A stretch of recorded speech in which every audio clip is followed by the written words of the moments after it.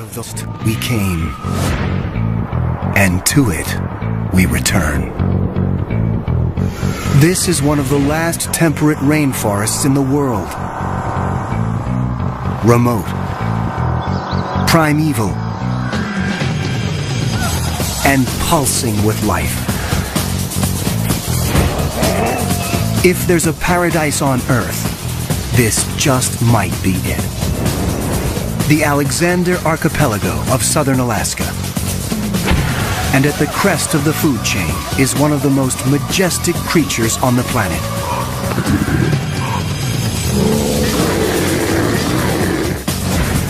This is the biggest, most magnificent predator on the block.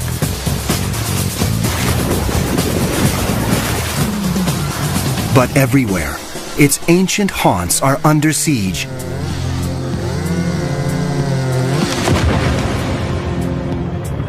As the modern world closes in, this could be the great brown bear's last stronghold. To protect this extraordinary species, researchers have to learn more about its secret life deep within the forest, and quickly. A veteran tracker joins forces with a new technology that may allow us to enter the bear's ancient territory without risking a close encounter of the grisly kind.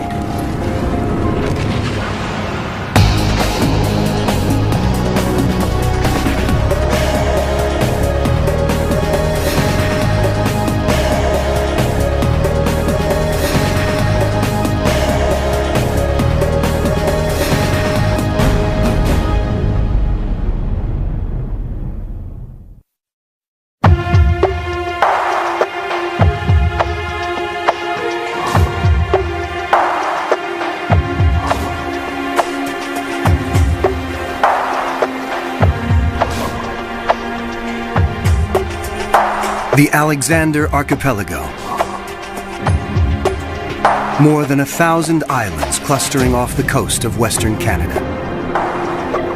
Originally mountain summits, they are blanketed by dense, ancient woodlands. These are some of the last temperate rainforests on Earth. When most people think of rainforests, this is what they have in mind. Lush, wet, warm, a steaming jungle.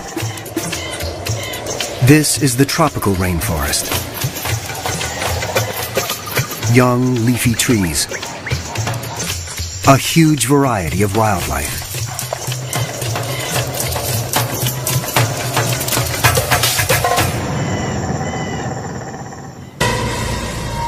By contrast, the temperate rainforest is relatively cool. It grows in coastal areas, and its trees are mainly spruce and hemlock, often between 500 and 1,000 years old. It is less diverse than the tropical rainforest, but no less imposing. It is a place where land and sea come together to form a whole greater than the sum of its parts.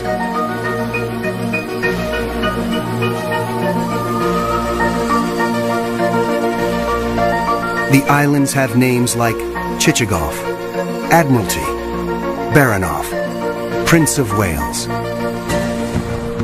Remote from urban centers, it is a world few humans have penetrated.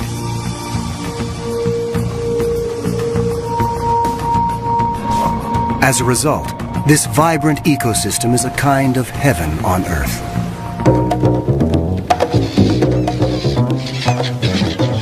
And the variety of wildlife here is astounding. The pristine rivers are alive with countless fish.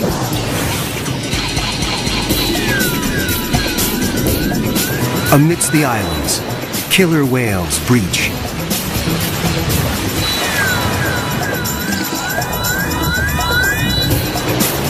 And humpbacks plunge.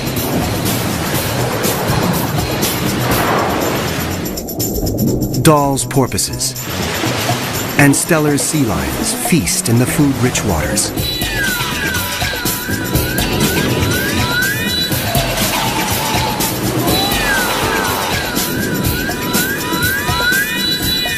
Sitka black-tailed deer make their home in these woodlands, always alert for natural enemies.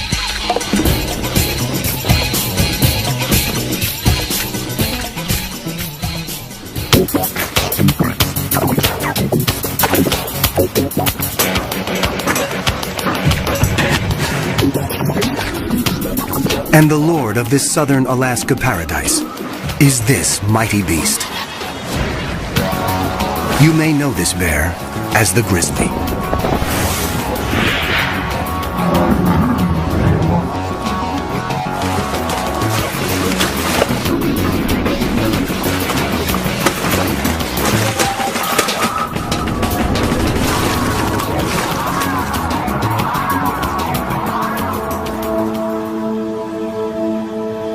Like the forests it roams, this bear is both majestic and mysterious. In North America, brown bears are often called grizzlies, though biologists reserve the term grizzly for inland brown bears and use brown for bears that live on the coast. Genetically, the two are identical. Whatever this bear is called, it is not a bear to be taken lightly. It can weigh more than half a ton and yet reach speeds of almost 40 miles per hour.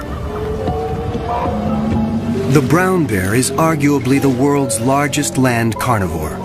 You might think that honor goes to its cousin, the polar bear, but many scientists classify the polar bear as a marine mammal because it spends most of its life in the ocean or on sea ice. On land, the grizzly is king. It can rise up to 9 feet in height.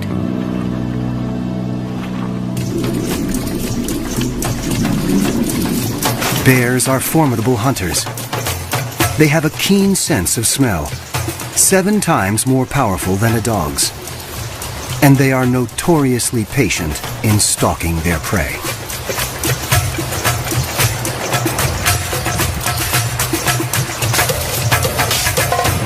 But the grizzly is also a fiercely private animal and usually avoids the company even of its own species. Any human trespassing on its space is asking for trouble. And that includes biologists who'd like to get close enough to learn more about this reclusive animal.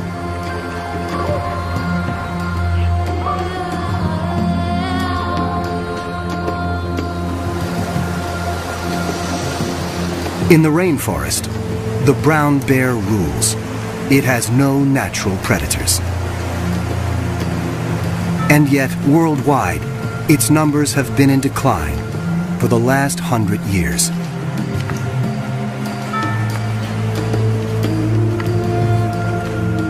In the early 1900s, more than 100,000 brown bears roamed the western United States. Today, only about 1,000 remain. Across the planet, their range has been cut in half since 1900. In the Pyrenees, on the border between France and Spain, the brown bears were just hanging on.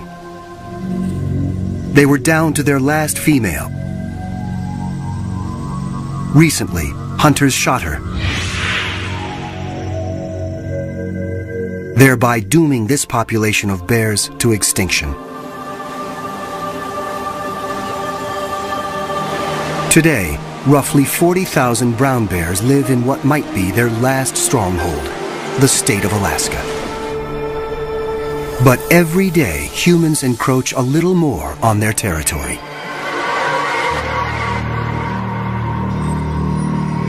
And once again, as in the ancient story, it's man who has brought trouble to paradise.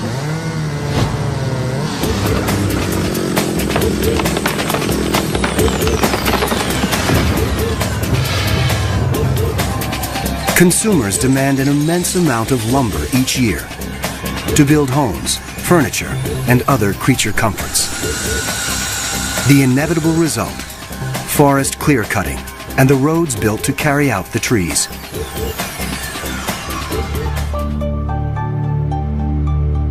On Chichagof Island, many bears tend to converge on river valleys during the summer months. But over the last 20 years, roads have cut deep into this once virgin wilderness. And timber clear-cutting has turned some of the bears' summer stomping grounds into stump fields. As human activities extend further into the grizzly's ancient domain, humans and bears are meeting more and more often.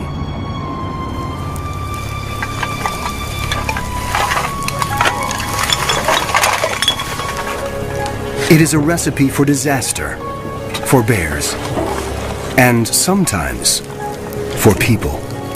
This massive predator can be extremely dangerous when suddenly confronted by a human on its turf. And yet, to protect these animals, researchers need to learn more about their numbers, their movements, and their vulnerabilities. They have to get up close and personal with a 500-pound animal that doesn't want them there. That's exactly what one man does for a living, and has for the last 30 years. Born in Wisconsin, Laverne Beyer came from a family of hunters.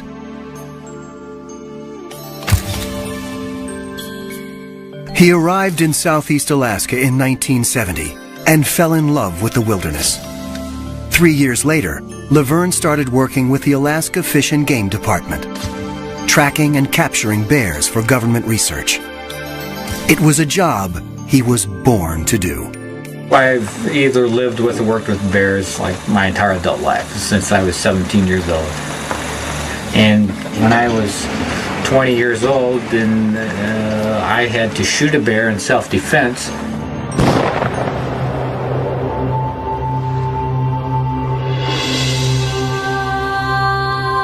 And once you have to shoot a bear in self-defense, that's kind of one of the events in your life you don't forget.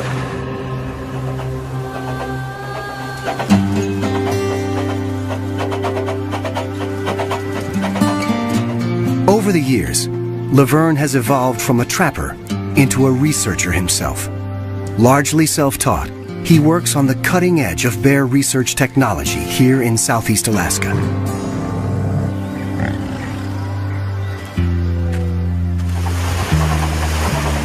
Based on a 70-year-old tugboat, Laverne has captured more than 700 bears since 1975 and is now one of the most respected bear trackers and researchers in the region. Someone who combines traditional tracking skills and the best that modern technology has to offer. I'm a man who's stuck in the wrong time period because I appreciate things from the past.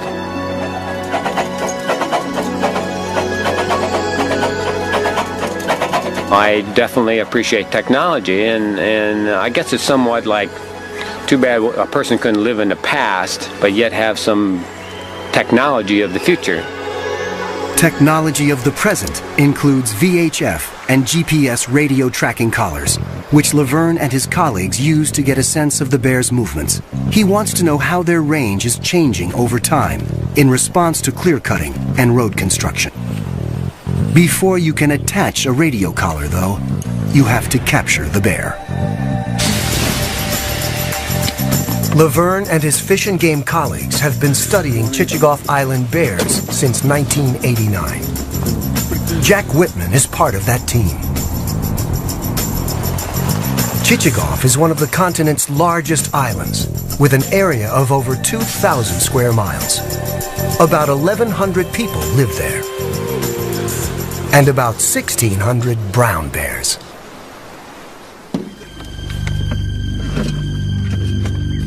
As they prepare for their research expedition into the brown bear's domain, they're all too aware of how alert they have to be. We're trespassing in a pretty major way in places where brown bears live, where most people shouldn't go. It would be foolish, regardless how one feels about bears, not to carry a weapon.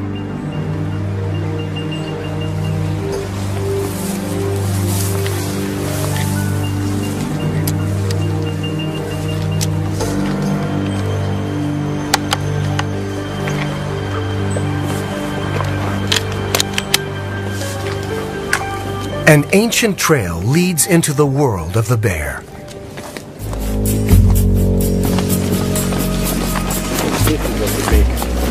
This is a bear trail, it's not a people trail. Yeah. No, there's no people come down here. Years of bear traffic have cut this path through the forest. The bears are out of sight, but their presence is everywhere. You can probably see bear hair still attached.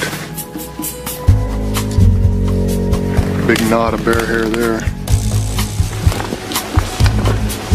To learn where bears roam off the beaten path, Laverne and Jack want to deploy a radio collar. And that means they have to catch a bear.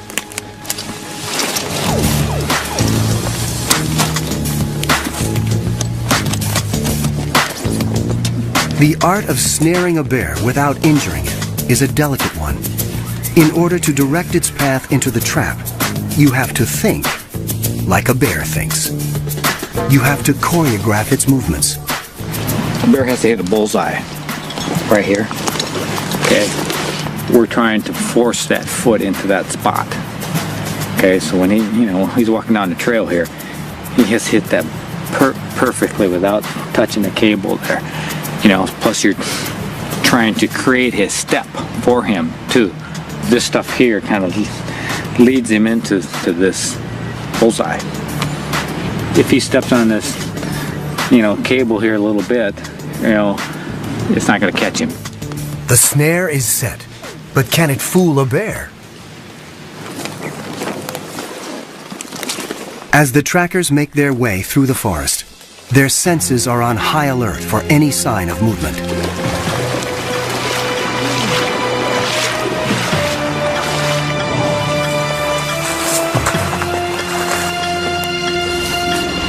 One of their snares has been triggered, but it didn't catch a bear.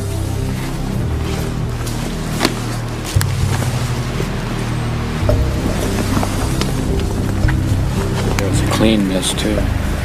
Threw the cable way back there, and pulled it up. This here's been bumped a little, coming that way. Going that way. Yeah, I think he stepped on this. Kind of looking at it. One thing is sure, there are bears close by. It's nice working down here where there's some targets out there. It's a target-rich environment. They try again and move on.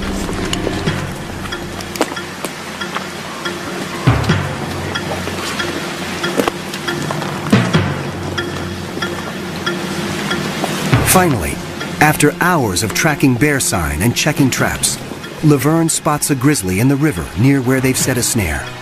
It could be headed toward the trap.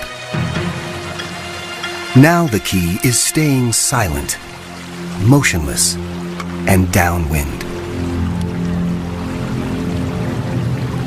They pick out motion,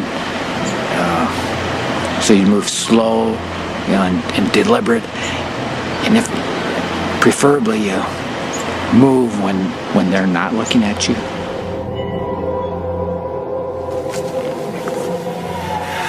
Once this bear has entered the woods, it is virtually invisible. Trying to determine whether the bear knows if we're here or not by the wind. The wind's kind of going right towards it.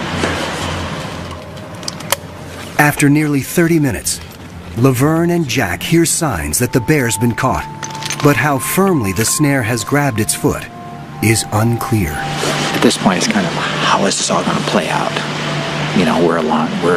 There's other things that are going to happen here to determine whether it's a good capture, a bad capture, an ugly capture. A tranquilizer dart is the most gentle way to put a bear to sleep, so they can attach the radio collar and do their research. For now, the animal seems relatively calm. Once the bear definitely definitely discovers that we're here, it could be a different story. The body language could be different. It could become more aggressive. These woodsmen are skilled at keeping their bear encounters from turning violent. Still, they never enter the forest unarmed. Regardless of the size of the bear, they're capable of, injuring and killing people. So it's just prudent to carry a weapon, and in hopes you don't have to use it. White eagle feather is good luck.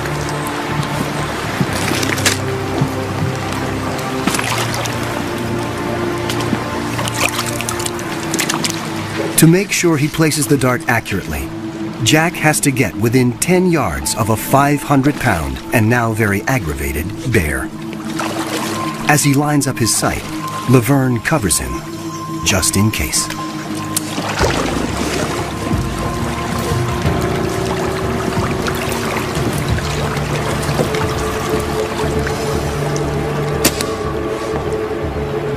When the bear shifts its position, they can see just how tenuous the snare's grip is.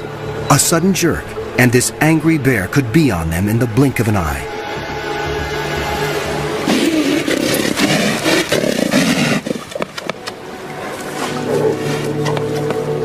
Luckily, the tranquilizer is already taking effect.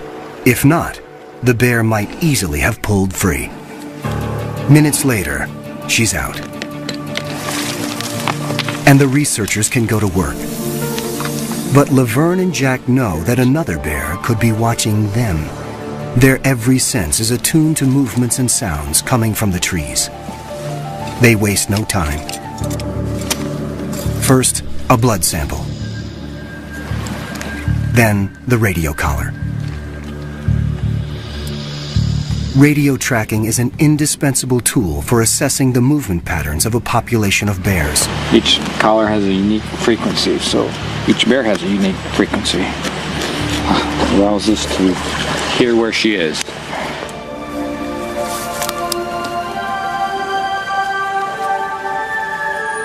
Today, the forest has let them in. It remains to be seen if it will let them leave.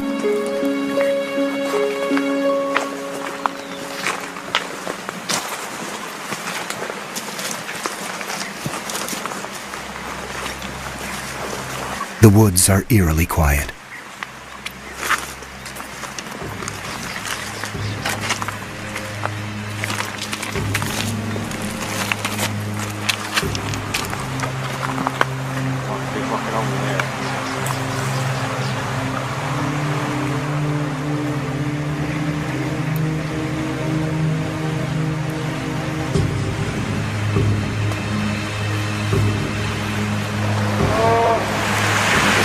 Yep, right there. I think I hear a growl.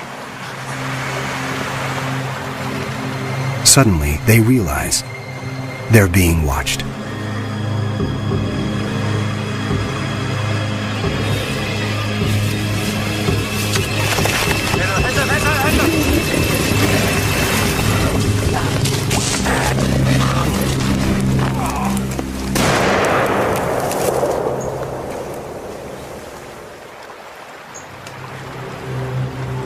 A bear attack. Laverne had no choice but to shoot.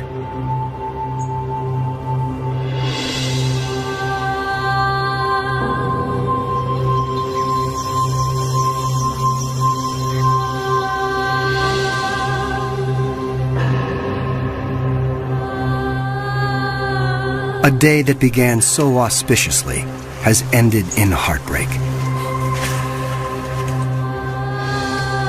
The forest let Laverne live, this time, but also forced him to confront a grim reality. Sometimes this work exacts a terrible price.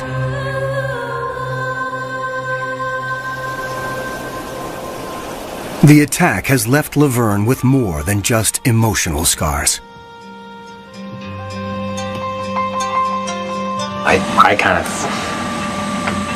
I feel responsible.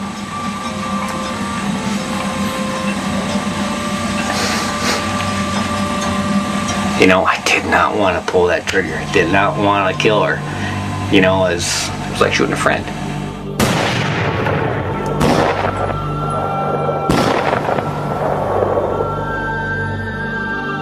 and felt, we're trying to help you. We're trying to help her, or help the species.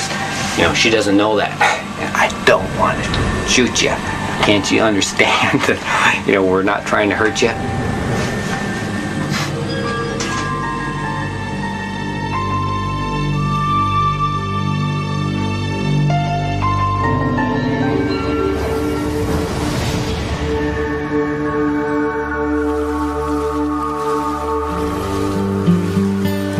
Brown bears are normally solitary creatures.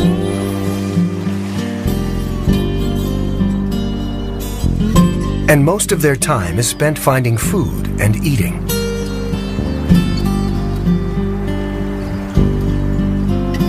This is especially important for mother bears. These twins were born during winter.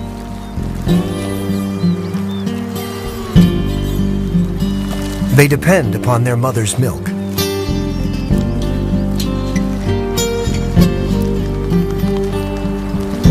She must find enough food to sustain herself and her family.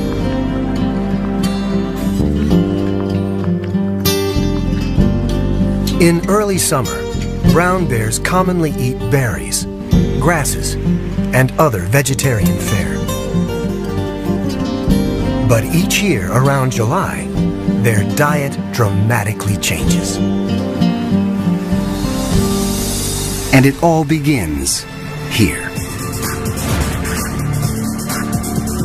Enfolding the islands of southeast Alaska are the rich waters of the Inside Passage. The passage is home to some of the most spectacular animals on the planet.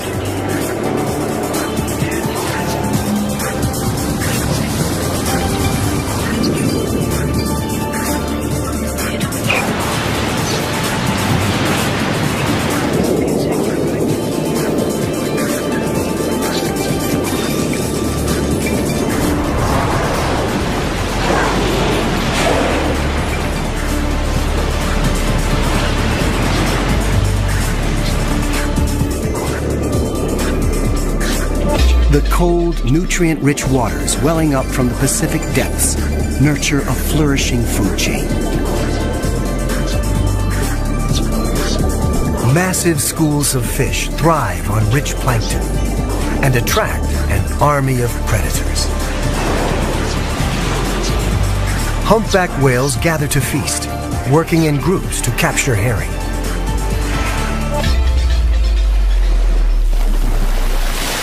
Dall's porpoises rely on speed to catch their prey. But sometimes they are not fast enough to escape this mighty hunter.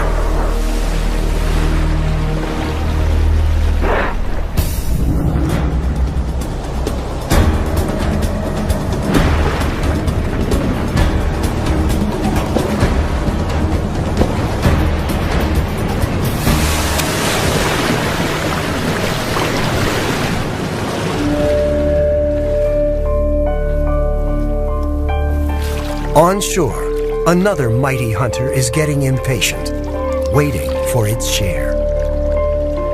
For in a coastal rainforest, the worlds of sea and land are intimately connected. And the ocean's emissary to the rainforest is this remarkable pilgrim, the salmon.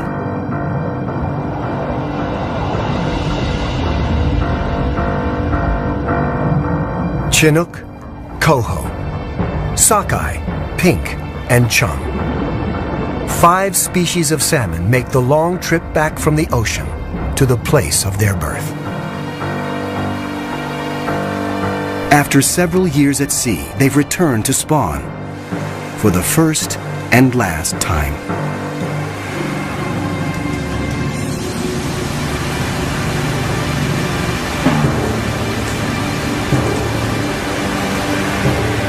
These weary travelers have overcome crushing odds to make it this far. Now, they're running on empty. But this is their only chance to breed. Doggedly, they push on.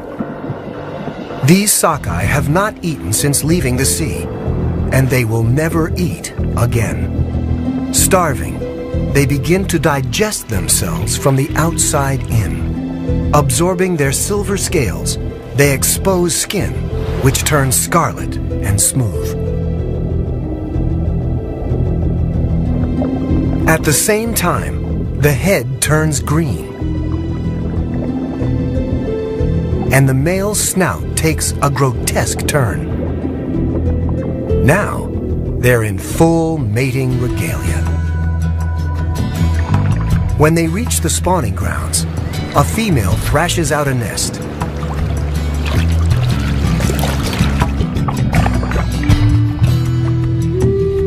The male shadows her, ready to do his part. The spawning rituals culminate under cover of night. A female shudders with the effort of expelling her eggs.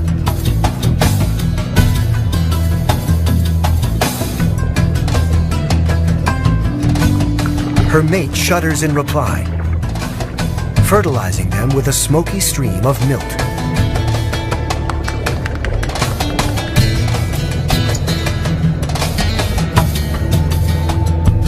A female can lay 1,000 eggs per nest, and she may build several before she dies.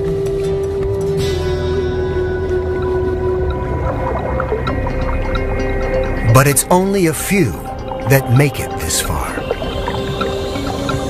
Most will perish long before then from marine predators or sheer exhaustion. Or we'll have to run a gauntlet of hungry bears who have been waiting months for just this moment.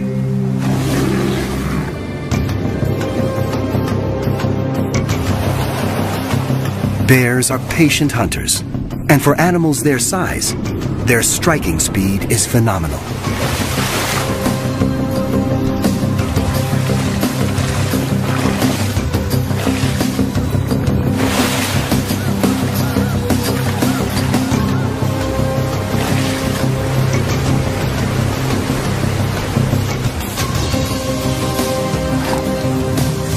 This is a time of feasting for leaner days ahead. Often the bears don't even bother with the salmon meat. They're after the fattier and more nutritious parts, the eggs, the brain, the skin. Recent studies suggest that the bears perform a vital service for the rainforest, transporting the nutrient-laden salmon from the river to the woods, where the fish decompose and fertilize the soil.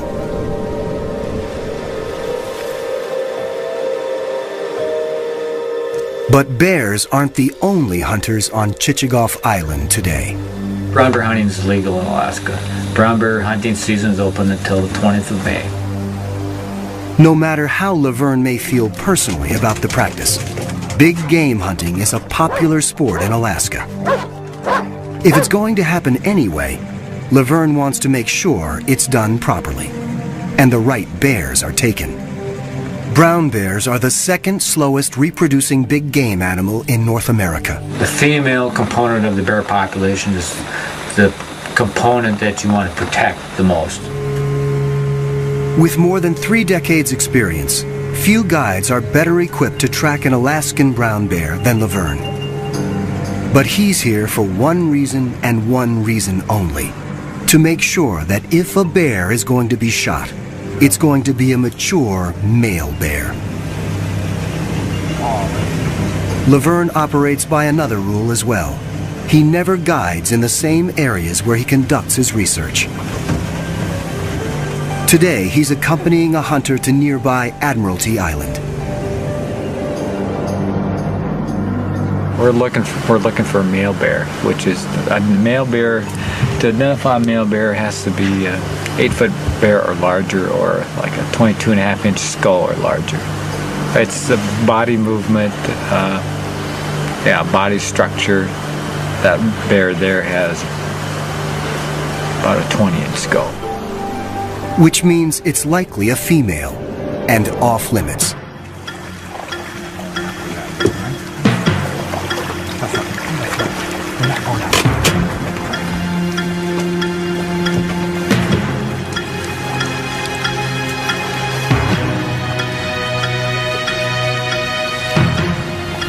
This bear too is a female.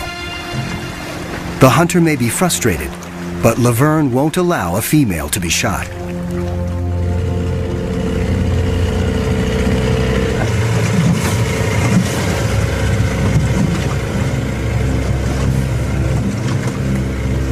saw a bear on the beach, and we're going to go take a little closer look and see what it looks like.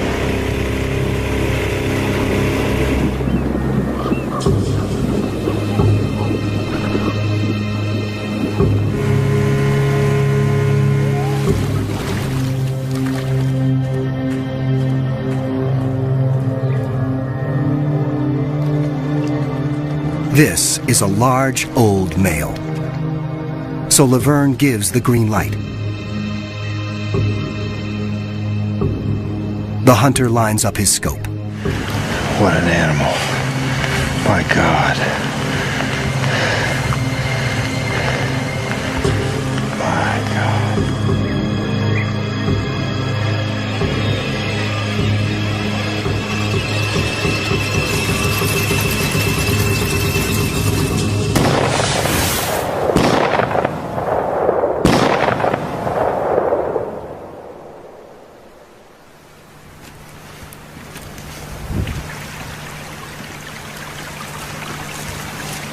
When they reach the bear, he is still alive. Laverne makes sure he is put out of his misery quickly. Get it over.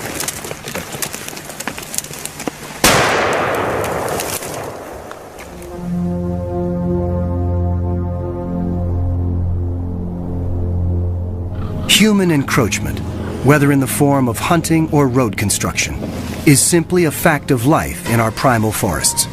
Bear advocates, like Laverne Bayer, have to learn as much as they can about the bears as soon as they can. In their ongoing attempts to penetrate the mysteries of Southeast Alaska's rainforest, investigators have used advanced technologies. The earliest high-tech tool was the radio tracking collar. GPS devices were a big step forward. They make use of dozens of orbiting satellites to calculate the precise location of a tagged animal, sometimes within 3 feet. But GPS only tells researchers where the animal is, not what it's doing. What they really needed was a way of getting a video and audio recorder into the deep forest, where it could show them natural behavior, the kind of behavior humans rarely see, because our very presence changes the way animals behave. Fortunately, just such a device exists. It's called CritterCam. CritterCam is the brainchild of marine biologist Greg Marshall. Its purpose is to show us the natural world from the animal's point of view. Over the last 15 years, CritterCam has gathered remarkable video, audio, and environmental data from a wide array of creatures. From great white sharks and blue whales, to emperor penguins and leatherback sea turtles. For the first time, we are able to see what the creature sees and enter its world without conditioning its natural behavior.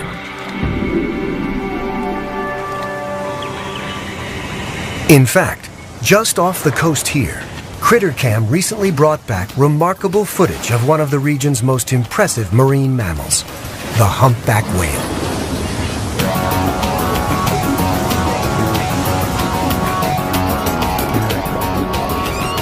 CritterCam revealed how humpbacks hunt together beneath the surface.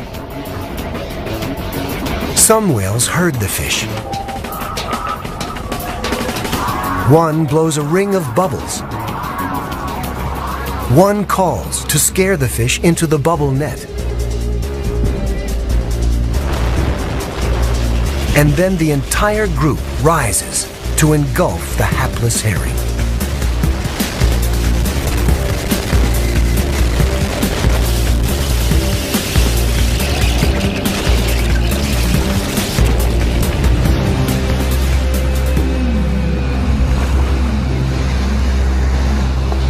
For the first time, scientists could penetrate the murky waters and watch the whale's behavior.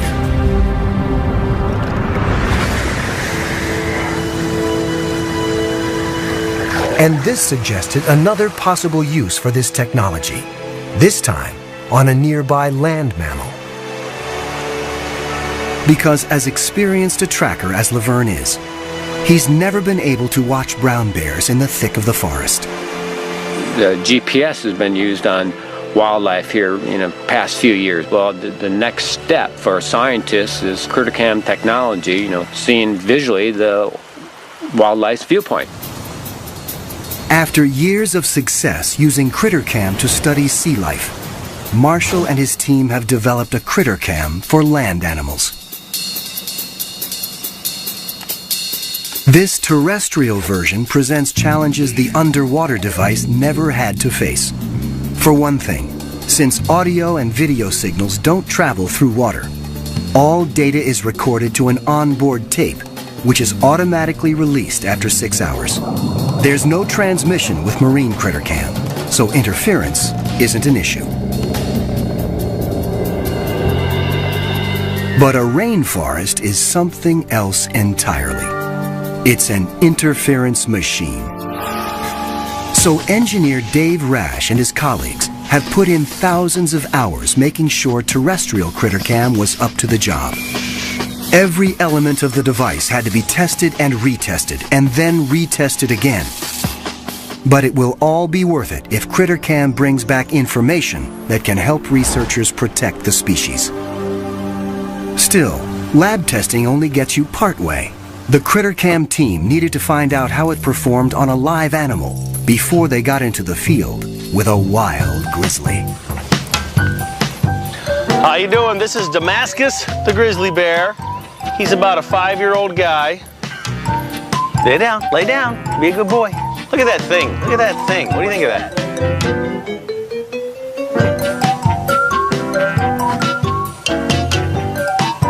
Will you let us put that on? See if we can get your perspective on life?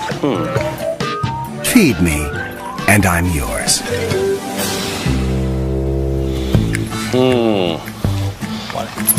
Come here. Just look around. Let's walk up here. Take a bear walk. What do you think? Let's record. And one last test. Because even though this critter cam won't be diving to the ocean depths, there is still a good chance it's going to get wet. Good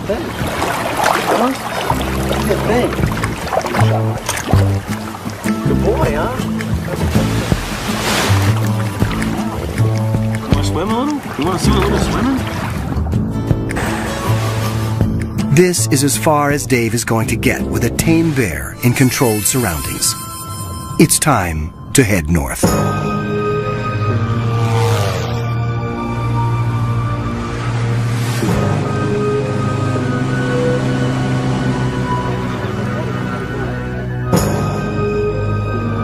The terrestrial critter cam can dispense with the heavy recording mechanism and transmit directly to a remote receiver. Which is a good thing, because the device won't be buoyed up by water, as the marine version was. Another plus, the device won't be limited by the length of a videotape. Still, there's a very real danger that even if critter cam makes it into the woods on the back of a bear, the dense forest will frustrate the team's efforts to get a clear signal. In the temperate rainforest southeast Alaska, to make the critter cam technology work that you currently have today is quite challenging. It's not the plains of Africa.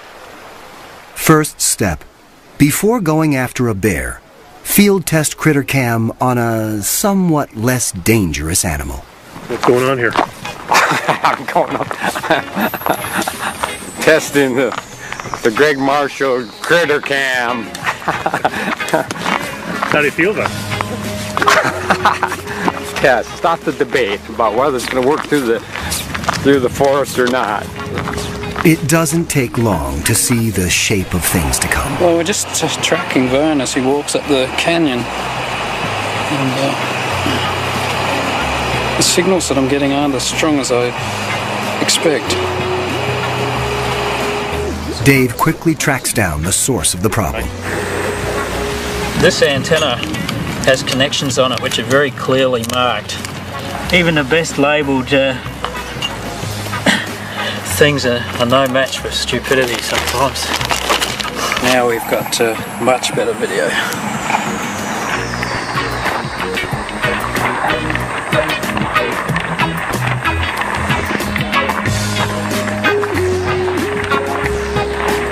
Check it out. Hey, there's somebody holding an antenna.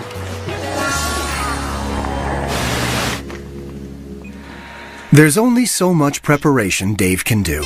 They'll have to try it out on a real bear and make adjustments as they go. We've come all this way, put in all this effort to get to this point, and I don't want my electronic part to be the thing that makes it not happen today, so I'm nervous. The effort will all be worthwhile if CritterCam can bring back information that will help safeguard these bears' future. CritterCam may be light years more advanced than a radio collar, but the process of getting it on a bear is just the same.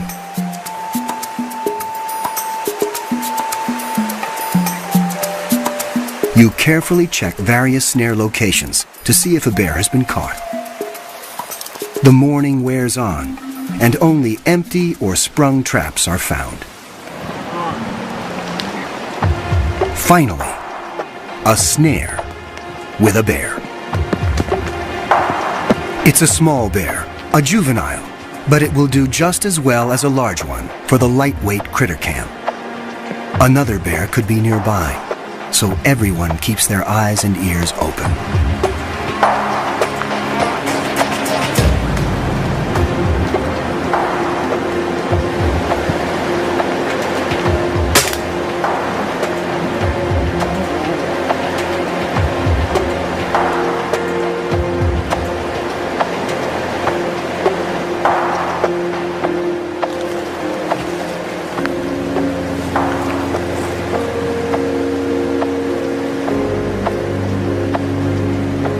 Now, the main event.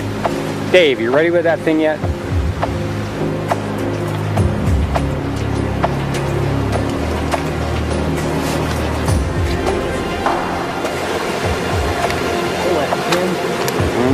That can be locked in? What's that? She's on. Till you hit the button, huh? Can you push that little thing in there? The device is locked in place and set to transmit. Time to wake up the bear.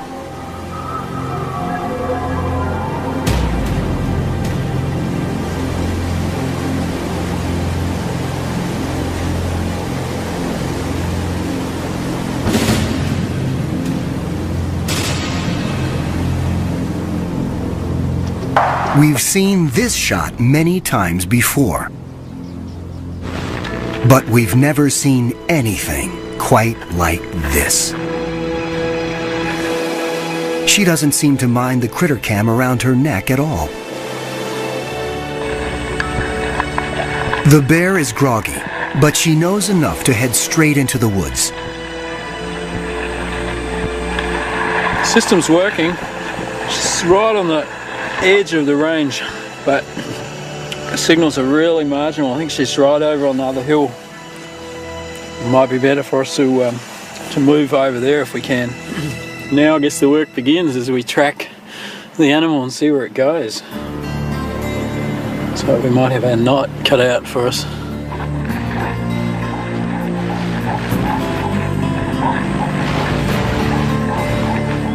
As morning becomes afternoon, the team follows the CritterCam signal to stay within range.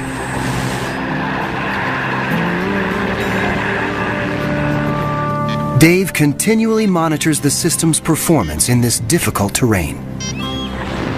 Suddenly, an animal known for its solitary nature shows its softer side. Right there. There's a bear with her. She's having a greeting right now. That might be Mom. This is a complete surprise. The critter-cammed bear is old enough that Laverne wouldn't have expected it to be spending any time with its mother.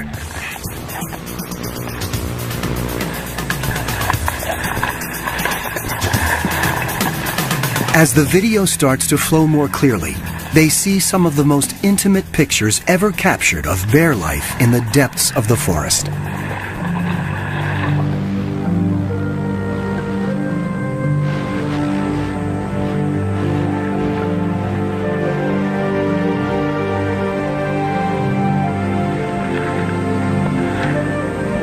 She builds a daybed and curls up for a nap. Say that was cool, the fact that she joined up with two of the bears. Did he actually just say cool? He did. Wow. He thought it was cool, and I think he smiled.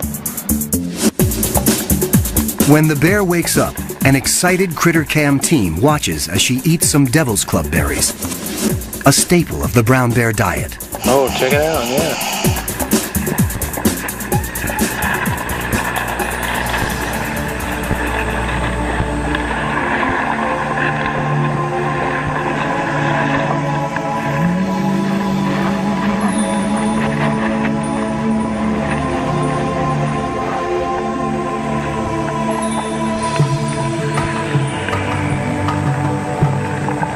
Then she appears to eat a toad, not something her species is known to consume very often.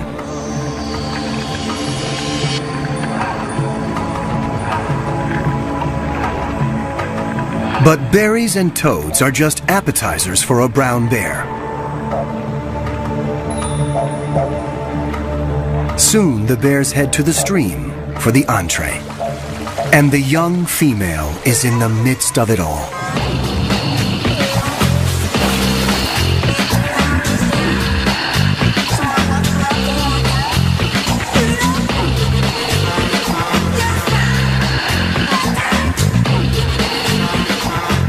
That's pretty good right there.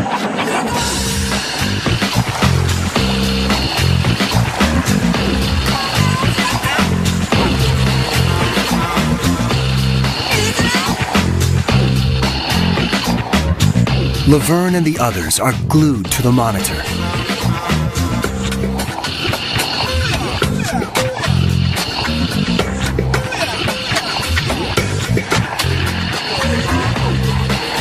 It's been a remarkable day. CritterCam has allowed Laverne and the others to walk with these bears without trampling their world. And what they are seeing bodes well for future research. Research that could tip the odds in favor of these amazing animals.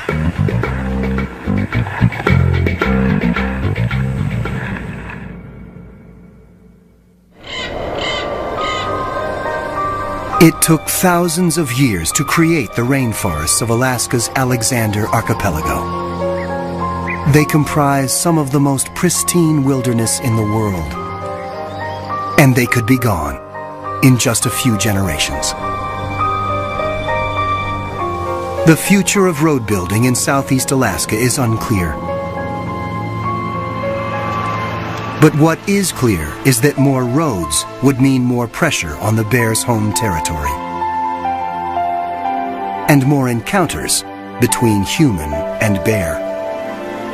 The brown bear's best hope may lie with researchers and advocates like Laverne Beyer, a man who has seen grizzly bears die, sometimes at his own hand, and knows all too well the cost of unrestrained human expansion.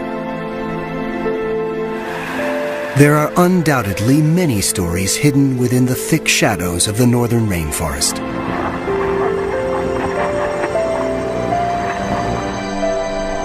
For now, though, it has surrendered only some of them.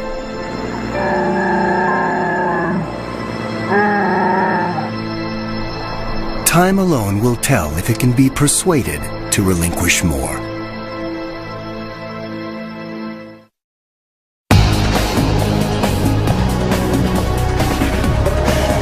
To purchase Bear Island on DVD, call 1-800-PLAY-PBS.